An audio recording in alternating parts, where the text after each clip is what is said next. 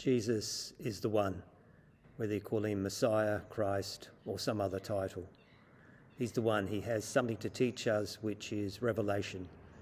Just can't get it any other way other than listening to him. I want to talk a bit about that today. I'm Warren, the parish priest here at St. Columba's. Glad you could join me for my message of the week. Last week I spoke about Jesus' 3 predictions of his death and resurrection.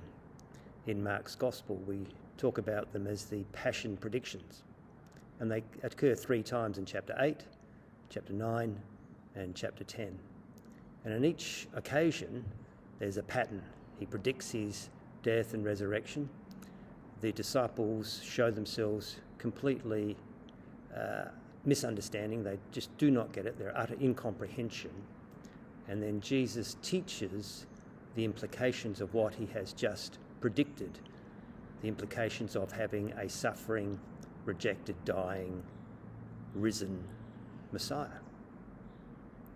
And I said that one of the reasons why they completely misunderstand what he says is because the order of death will be overcome by the death of Jesus through his rejection, his suffering, his death, and his rising. His death won't confirm the order of death, and that's what they think. They think that if he dies, that would be a confirmation of the order of death. But in actual fact, the suffering and death and rising of the Messiah will be the defeat of the order of death. Hence their misunderstanding, complete misunderstanding. And they don't understand that in actual fact that changes how they have to see the world. They have to start to see that the greatest is the least amongst them. If you want to be a ruler, you have to be a slave.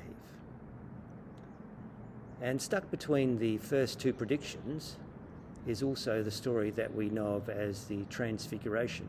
This is in Mark chapter 9, verses 2 to 9. And all the elements of the story they point to the importance of Jesus. So his clothes become brilliantly white.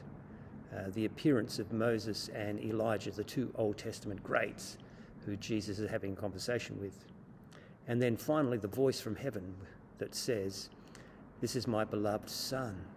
Just like we heard in the baptism, "This is my beloved Son." But the whole point of all of these elements is not to end at that point we think, oh yeah, Jesus is so important. Yeah, he is.